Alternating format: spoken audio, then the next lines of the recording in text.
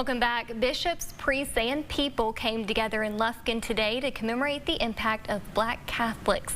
Our Olivia Hartpence attended the Mass today and brings us more.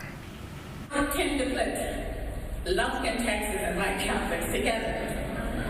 However, Black Catholics are documented to have been in Texas since 1528. People from parishes from Houston, Tyler, and Lufkin gathered today to celebrate the importance of Black Catholicism. There are approximately 3 million Black Catholics in the U.S., according to the Pew Research Center. Evelyn Wright, one of the speakers from today's ceremony, says it's important that people know that the Black Catholic community exists. A lot of things are being erased by design.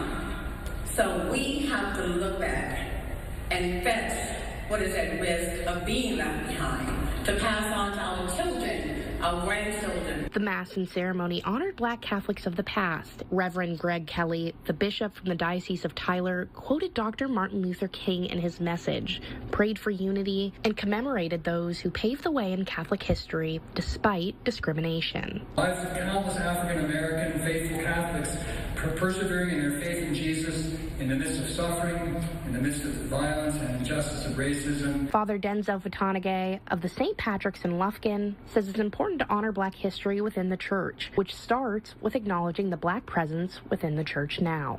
Black Catholic History Month. And so here we are, nothing but to prove. Here we have a group of people who live discipleship, Catholic life, and they lived so beautifully. Olivia Hartpence, East Texas News Weekend. The event was spearheaded by Father Denzel and Dr. Josephina Bonner. He says this event will be the first of many more commemorations for Black history in East Texas.